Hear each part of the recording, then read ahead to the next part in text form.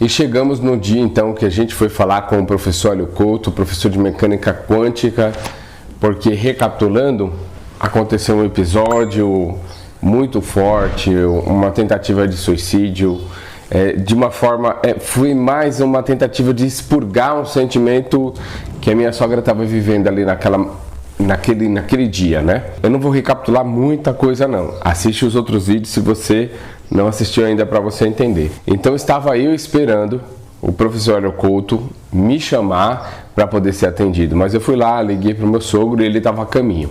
Meu sogro chegou, nós fomos o último a ser atendido, já estava ficando noite já. Quando a gente entrou, o professor Hélio Couto chamou eu e meu sogro e falou: podem vir, pode entrar, pode subir. A gente foi numa sala lá na parte de cima, ele ficou em silêncio um tempo, entrou eu e o meu sogro, a gente já sentou na frente dele e ele ficou um tempo em silêncio só olhando pra gente, foi bastante desconfortável. E aí ele falou assim, ó, quem de vocês vão pedir a ressonância harmônica, que é uma ferramenta que eu não sei se está disponível ainda, mas que no tempo estava. Aí falou, não, a gente veio aqui, eu comecei falando, né, a gente veio aqui porque o meu sogro aconteceu, não sei do que. Ele falou, tá bom, pode parar. Ele falou assim, foi o seu filho, né? Falou pro meu sogro. Aí falou assim, então fala você, o que você gostaria de saber? E aí o meu sogro falou assim, contou toda a história, contou tudo acontecido. Aí ele falou assim, tá, e aí o que você quer saber? O que você quer saber do seu filho? Aí ele falou assim, a gente quer saber se ele tá bem, como é que ele tá, né? Porque, desencarnou, mas eu como pai, né? Todo pai quer saber como é que tá o filho. E aí ele falou assim, peraí. Aí ele apontou pra mim e falou assim, ó, você é médium, né? Aí eu falei, eu acho que eu sou. Aí ele falou assim, como assim você acha que você é? Você não escuta o filho dele falar? Eu falei, escuta, então você é médium. Aí ele falou assim, ó, o seu filho se comunicou com ele, né? Aí meu sogro falou assim, então, foi por isso também que a gente veio, né? Até porque ele não sabe lidar com a mediunidade. Ele falou, tá. Falou assim, mas seu filho se comunicou com ele? Tá falando com ele? Ele falou, tá falando com ele. Ele falou assim, aí você quer saber o quê? Se seu filho tá bem? Ele falou, Eu falei, não tá na cara? Seu filho tá bem. Seu filho tá falando com ele.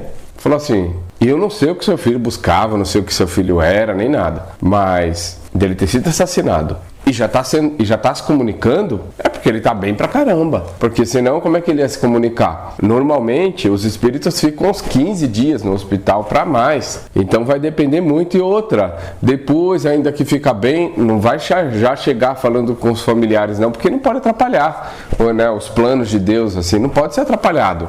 Então, assim, alguma coisa aí tem. Então, assim, você quer que eu veja, você gostaria que eu visse isso daí? Aí, era isso que vocês estavam esperando? Aí, meu sogro falou que sim. Ele falou assim, mas ele já está falando com ele? Ele falou assim, não, eu acho que você... Como se ele quisesse dizer assim, vocês ainda não avaliaram a situação, meu. O cara acabou de morrer e está falando. E está se comunicando. Aí ele falou assim, ele chegou a dar provas? Deu prova. O que você quer mais?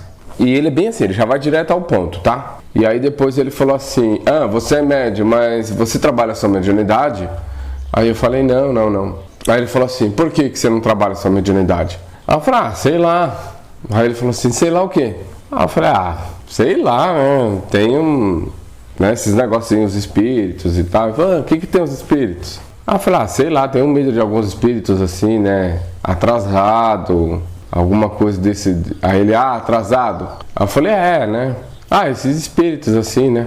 Aí ele falou assim, qual deles? Aí eu falei, assim, né? Entidade, né? Entidade que fuma, que bebe. Ele falou, tá. Então os que fumam, os que bebem são atrasados, não são evoluídos. E você, porque você não fuma e não bebe, você é evoluído. É isso que você está dizendo? Aí eu fiquei sem graça, falei, não. Aí ele falou, tá bom, então o que você quer dizer com isso? Aí eu falei assim, já tava sem graça pra caramba, né? Falei, não, foi isso mesmo. Ele falou assim, então quer dizer que entidades, então, ou alguém que está encarnado aqui, que bebe ou que fuma, então quer dizer que você é melhor que ele, é isso que você está dizendo, não é? Mas não é bem assim, tal. Era exatamente o que eu pensava isso mesmo, mas eu queria fugir disso daí, porque eu nunca tinha confrontado essa parte de preconceito diretamente minha, e aí meu preconceito estava justamente em quem bebia, fumava, tinha tatuagem, né?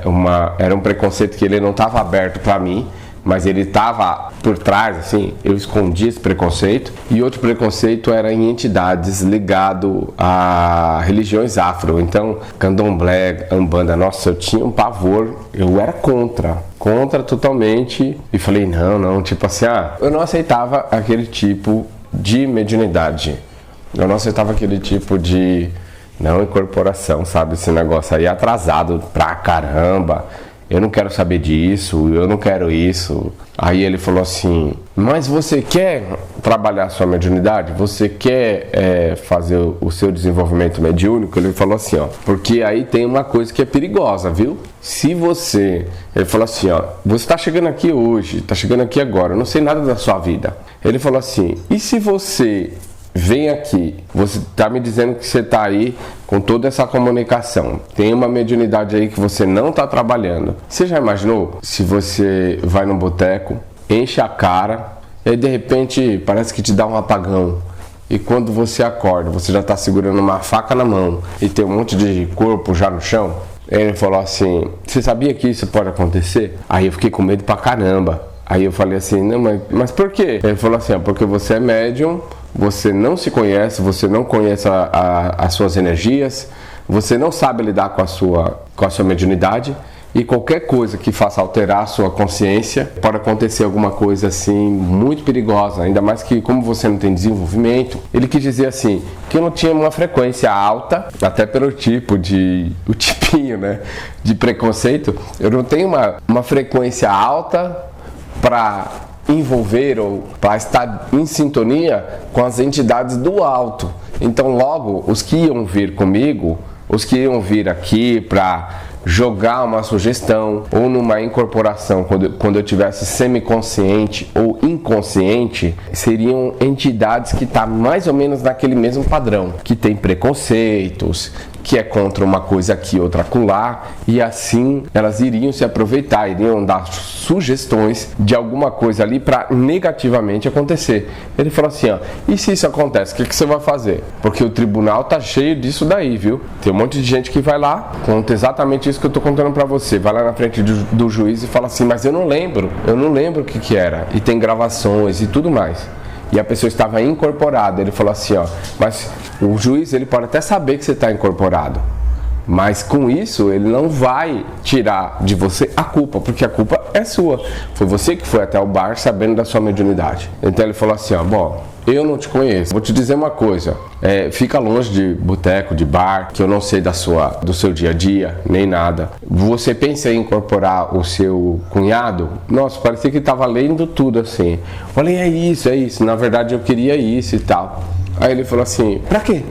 Pra ele se comunicar, né, com o pai dele. Pra quê? Pra poder ele falar com o pai dele. Aí ele olhou assim pro meu sogro e falou assim, será que ele não deu provas o suficiente? O meu sogro, não, é que a gente queria uma comunicação. Mas já tá tendo.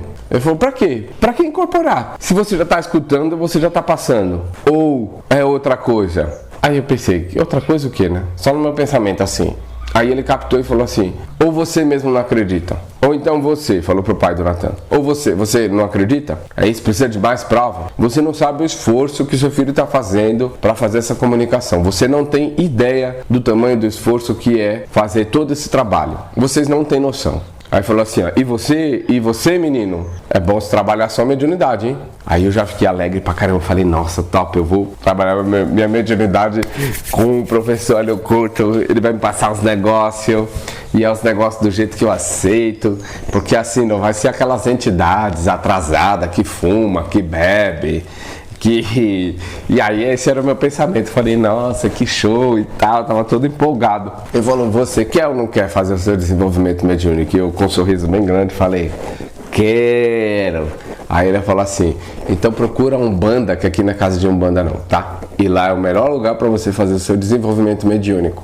Na hora, algo dentro de mim assim, cara, foi uma quebradeira muito louca, porque eu não estava esperando essa resposta vinda do professor Hélio Couto e com o tamanho do meu preconceito, né?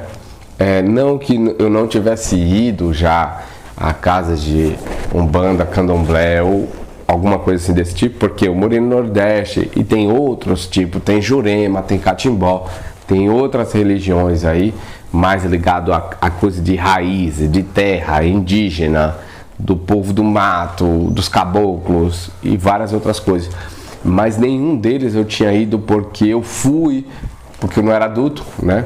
Então não foi uma escolha 100% minha, consciente. Eu estava cheio de preconceito e achei que eu ia encontrar o professor Hélio Couto assim, rígido nessa questão de um preconceito, uma coisa já encaixotada. Eu acreditava que ele ia estar de acordo comigo, né? Essas entidades essas entidades não evoluídas, né? Que bebe, que fuma, que fala um monte de palavra errada e tal.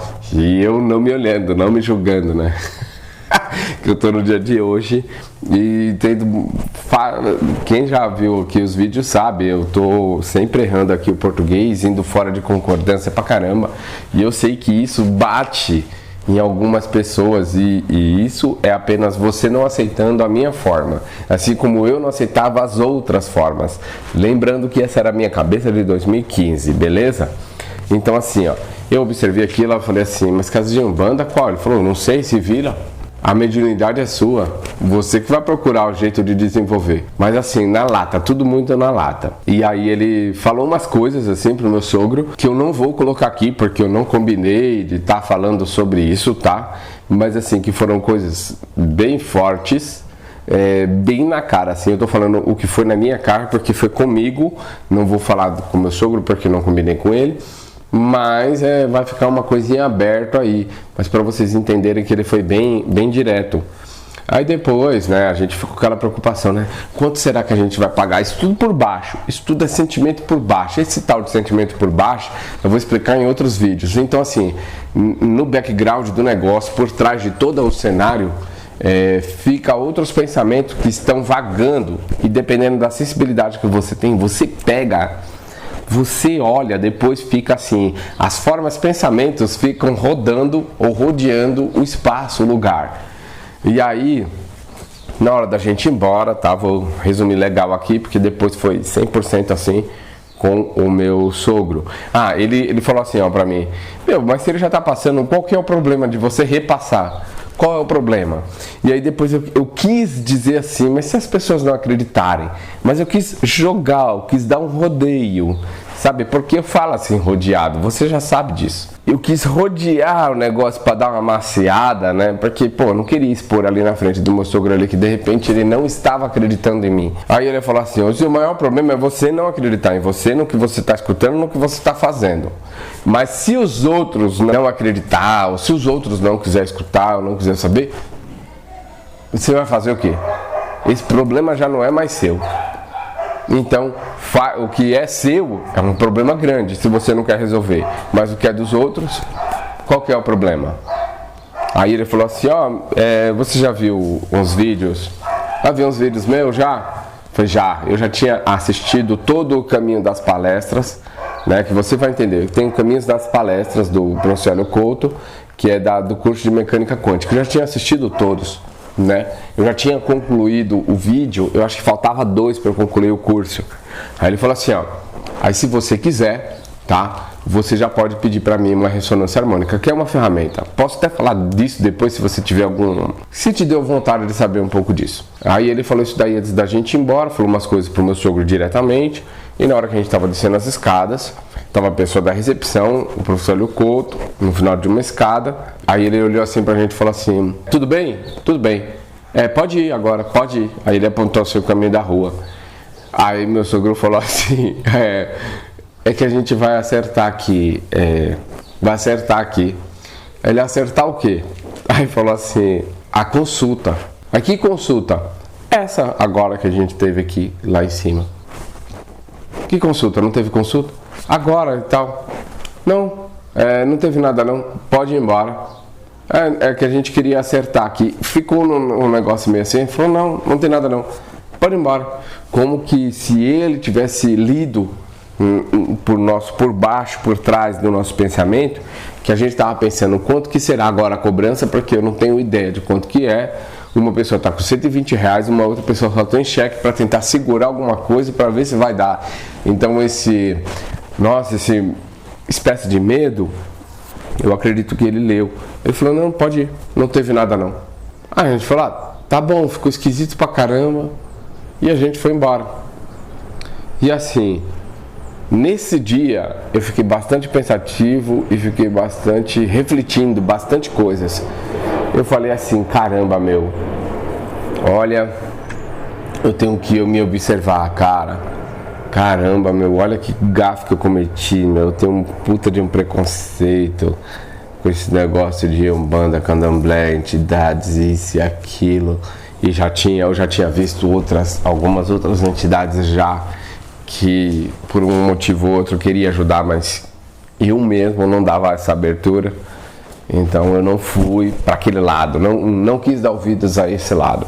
E aí eu voltando para casa, bastante reflexivo, falei assim, meu, eu vou ter que dar alguma chance de alguma coisa, eu vou ver quem é que tem coragem de ir comigo para começar a conhecer esses lugares, meu, tá na hora de observar por que eu tenho ainda esse preconceito e tal. E caramba, será que não é o momento de eu começar a ouvir o que o Natan tá falando e só passar? Eu ouvi só passar, em vez de ficar incorporando, em vez de tentar ficar naquelas tentativas. Puxa vida, eu não me conheço, não conheço minhas energias, não conheço minha mediunidade. Nossa, agora eu não posso nem chegar perto de bebida, meu Deus. Eu já não bebia, já tinha uma sensibilidade com bebida. E nesse momento eu falei, caramba, não, agora é o momento de observar aqui o que eu posso fazer, o que eu não posso fazer. E assim, o que aconteceu? Tem um pessoal que chama assim, a crise existencial. Para mim não foi uma crise. Para mim foi uma questão do tipo assim, pera aí, tem muita coisa errada aqui. E eu tô empurrando muita coisa com a barriga aqui. Eu preciso organizar isso daqui. E nos próximos dias, eu fiz um plano para mim mesmo. Eu falei, cara, eu tenho que observar aqui e ver o que eu vou querer fazer da minha vida. Aí eu falei assim, vou querer ver como que é esse tal de desenvolvimento mediúnico. Mas eu não queria ir em casa de Umbanda não, é a pau. Não, sou contra isso daí. E assim, eu olhei pro meu preconceito e falei, realmente eu tenho. Mas eu vou com preconceito mesmo, vou até o lugar, vou ver como que é. Aí fui fazendo um monte de coisa assim, fui escrevendo um monte de coisa. Aí eu falei assim, fulano quer ir comigo? Beltrano quer ir comigo? Ciclano quer ir comigo? E a maioria não queria ir comigo para lugar nenhum desses aí. Porque tinha preconceito também, ou porque, não vai dar naquele dia, não vai dar e tal. E aí eu fiquei esperando uma pessoa ir comigo, e no final das contas, toda vez que eu combinava, a pessoa desistia de última hora, alguma coisa não dava, e eu sabia que o negócio era comigo. E falei assim, eu vou sozinho mesmo, mas eu tenho uma condição comigo, com a minha pessoa. Eu tenho uma condição, que é a seguinte, eu não fico num lugar se eu ver animal morrendo. Não quero ver sangue, se um lugar for muito abafado, tiver muita coisa eu não quero. Fui colocando tudo que eu não quero. Se me forçarem a querer que eu faça alguma coisa, ou que eu gire, ou que eu beba alguma bebida, alguma coisa assim, eu não vou. Se eu ver que no lugar tem alguma coisa que tá mandando amarrar o patrão, tá mandando matar a mulher, o patrão, o vizinho e tal, não sei do que eu tô nesse lugar, eu não quero. E aí eu escrevi tudo que pra mim ia dar certo, pra mim, se eu visse eu ia cair fora. Então eu escrevi, fiz uma oração para Jesus de novo, fiz uma oração comigo mesmo, eu e Jesus, né, vai lá, me orienta. Aí chegando lá com um baita de um medo, comecei a esperar o pessoal, porque eu cheguei cedo demais. De repente começou umas conversas ali entre o pessoal que já estava na fila. Aí o pessoal falou assim, nossa, a mediunidade de fulano é muito linda, a mediunidade de Beltrano é muito bonita. Eu falei, caramba, o pessoal aqui, e pô, eles aceitam, falam de forma aberta, e só comigo mesmo, né?